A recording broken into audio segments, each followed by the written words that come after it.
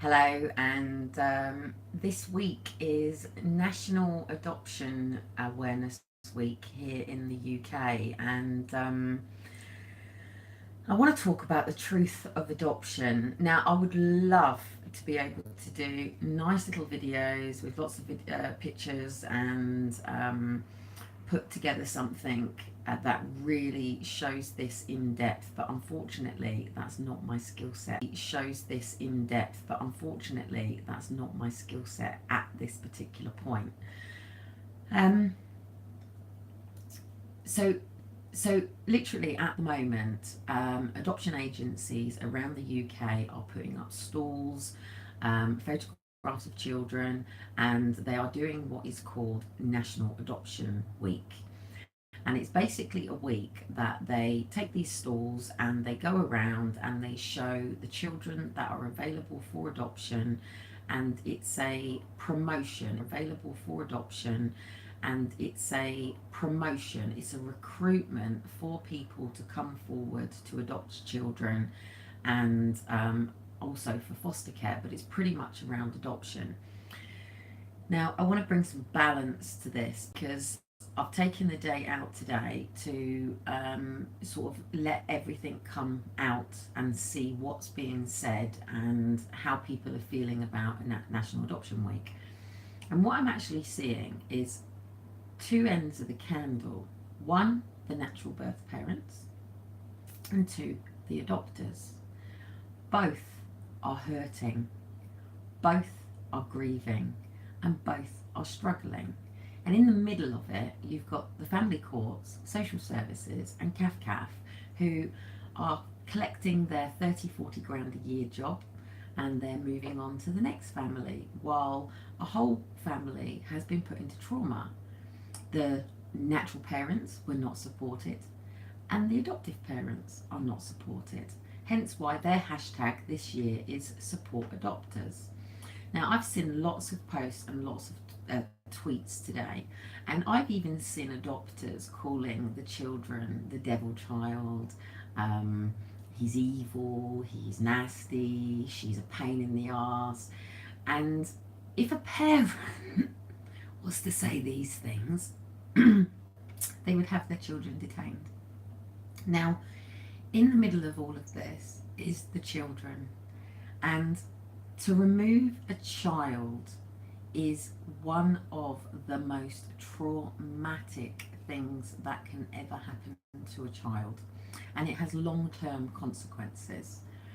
The removals are brutal, the removals are torturous, the removals are horrendous. I have videos of children that have been cuffed, have police with knees in their back, children begging and screaming not to be taken. But the worst thing is babies are being taken from the breast.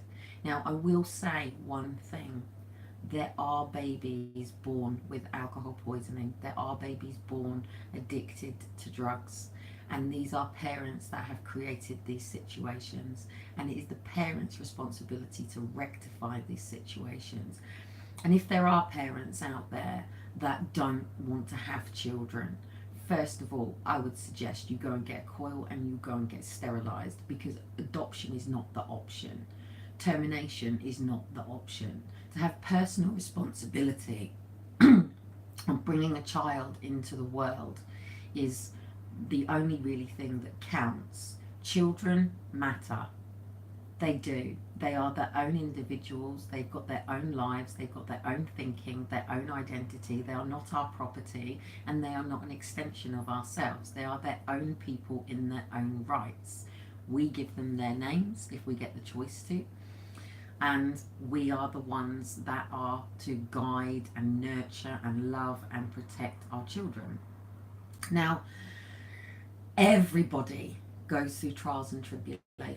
Everybody. There isn't one person in this planet that is elite, or whatever this word I'm thinking of is not going to be affected by some form of trauma. People get sick, people get ill, people have physical conditions, people go through breakdowns, people lose their jobs, people lose their homes, people die. people have miscommunication and breakdown of communications. Families are getting divided.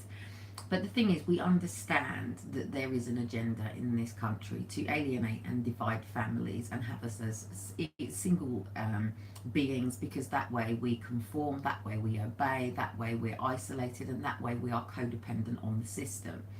I'm not here to talk about what people call corruption. I'm here to bring you the truth, the facts, and the real horrendous side of what is going on in the UK, and not just the UK, but it is going on in America, it is going on in the EU, it is going on in the UN, it is going on in the Commonwealth, and it's going on in many, many, many countries around the world.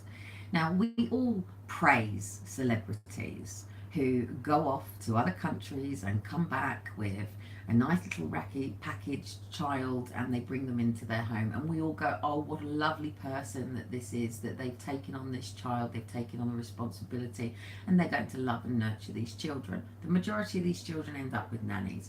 But what about the mother and the father and the grandparents and the families that have had the baby taken from them? Now, I'm not saying that there are not people that haven't dumped babies on outside hospitals. I'm not saying that there aren't people that have had children and felt overwhelmed by the responsibility. And I'm not saying that there aren't people that actually want to give birth, to give somebody the opportunity to have a child. But what is going on in our family courts and in our care service is barbaric. It is the most horrendous thing that I have ever seen.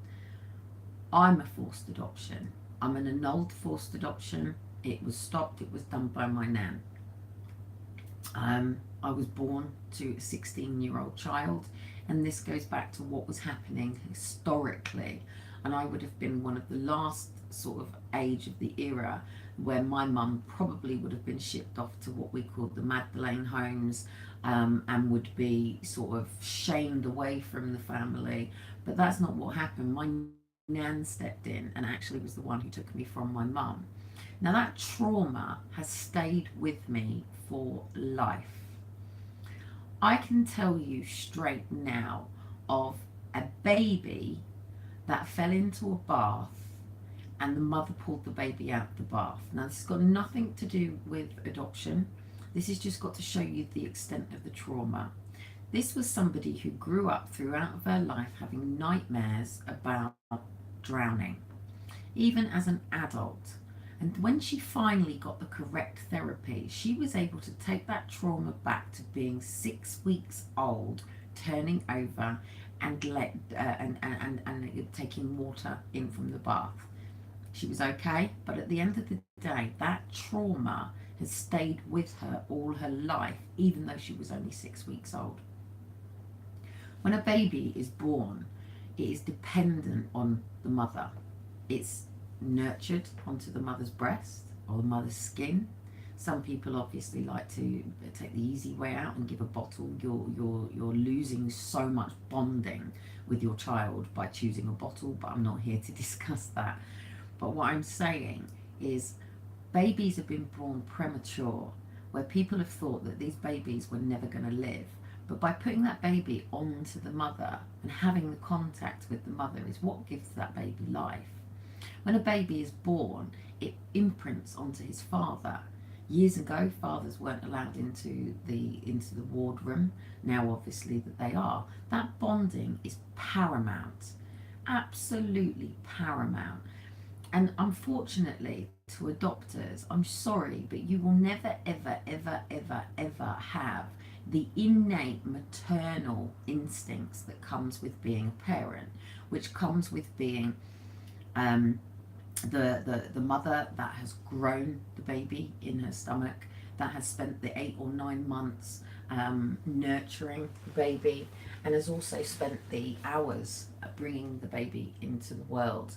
And you know, I've been at the hospital with people who don't know whether or not they're going to be able to hold their baby. They don't know whether or not they're even going to be able to leave the hospital with the baby.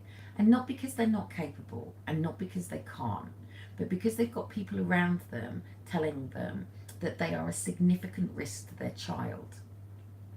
Okay, if a parent is a significant risk to a child, therefore there should be some form of a support and system in place. And what do we class as significant risk?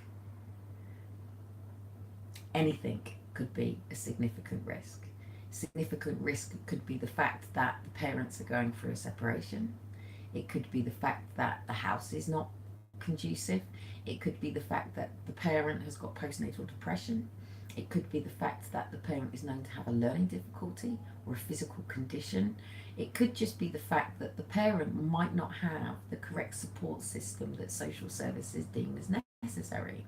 Now, what I really, really, really want to say is to people out there who are choosing to adopt a baby or a child, who are attending these adoption conferences or seminars or workshops or anything that's going on to promote adoption.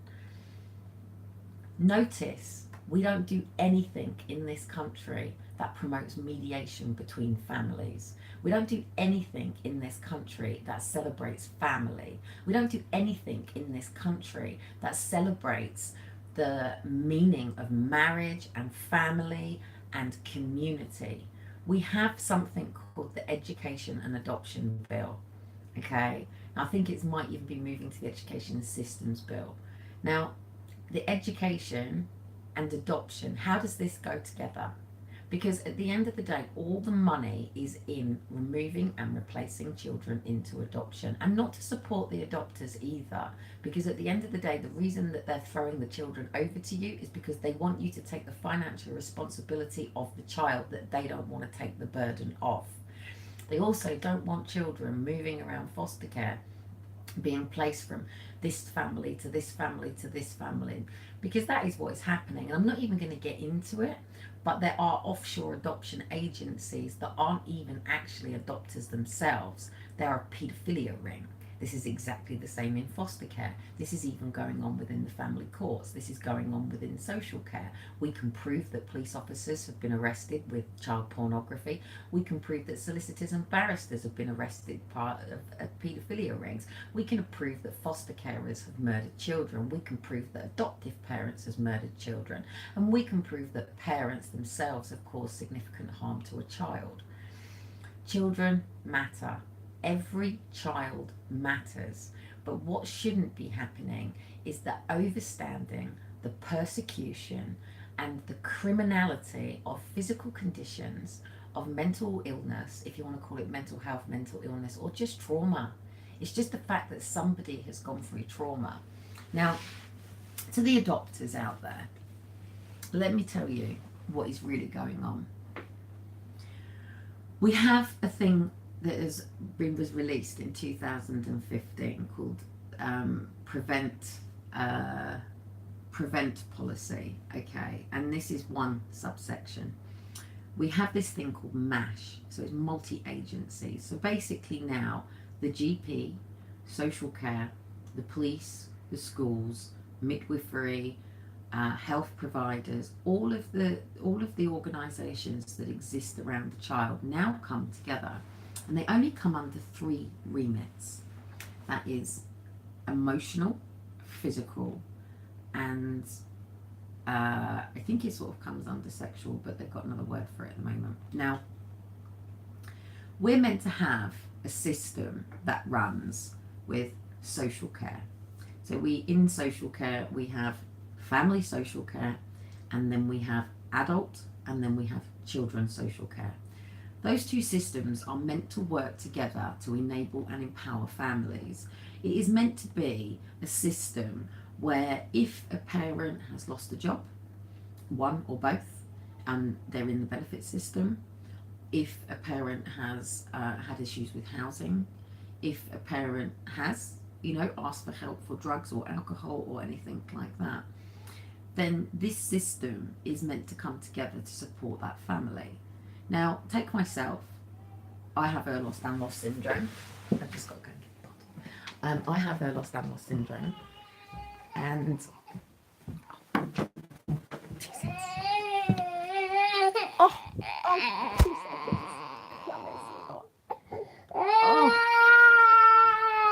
Oh, there we go. There we go.